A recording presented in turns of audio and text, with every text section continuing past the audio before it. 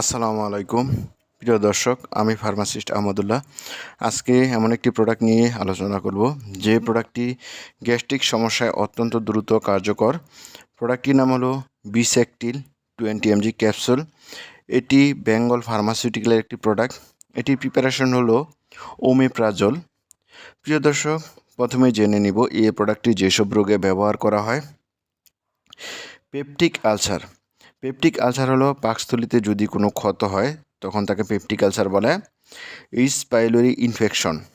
H pylori ইনফেকশনের লক্ষণগুলি হলো পাকস্থলীতে ব্যথা, আনপ্লেন ওয়েট লস, অপ্রত্যাশিতভাবে ওজন কমা, ব্লোটিং, পেট ফাঁপা, নৌসিয়া অ্যান্ড ভমিটিং, বমি বমি ভাব, বমি, ইনডাইজেশন, বদহজম, বার্পিং, মুখ দিয়ে পরিপাকতন্ত্র হতে গ্যাস বের হওয়া, লস অফ অ্যাপিটাইট, খিদে না পাওয়া, ডার্ক স্টোল, কালো পায়খানা যার সাথে রক্ত মিশ্রিত থাকে।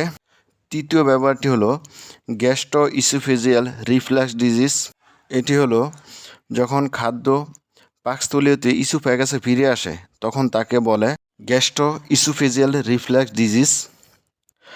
আর এর কারণে যে লক্ষণগুলি দেখা দেয় তা হলো বুক জ্বালাপোড়া, টক ডেকুর, গিলতে না পারা, চোয়া ডেকুর, স্টোমাক থেকে গ্যাস্ট্রিক কন্ট্রোল, শ্বাসনালীতে ফিরে আসা যার কারণে কাশি হয়। চতুর্থ ব্যাপারটি হলো জলিঞ্জার ইলেশন সিনড্রোম। এটি একটি বিরল রোগ যেখানে টিউমার পাকস্থলীতে খুব বেশি অ্যাসিড তৈরি করে, ফলে পেপটিক আলসার হয়। লক্ষণগুলি হলো পেট ব্যথা, ডায়রিয়া।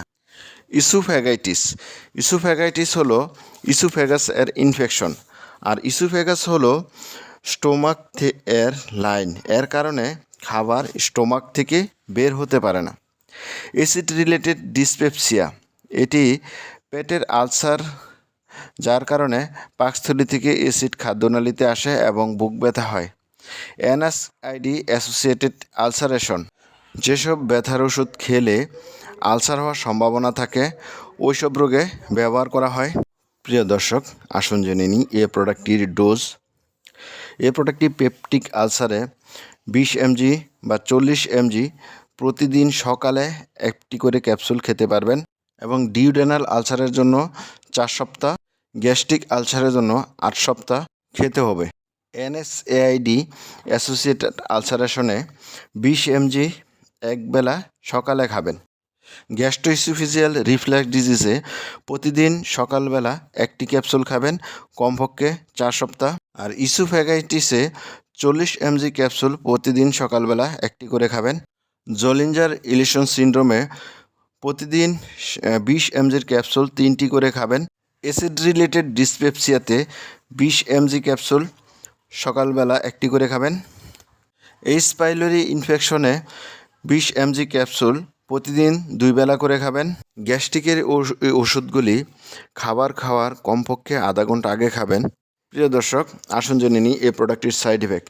কমন সাইড ইফেক্ট হলো মাথা ব্যথা, পেট ব্যথা, ডায়রিয়া, বমি ভাব, বমি, পেট ফাঁপা, ঝিমানো, কোষ্ঠকাঠিন্য, র্যাশ, কাশি ইত্যাদি কমন।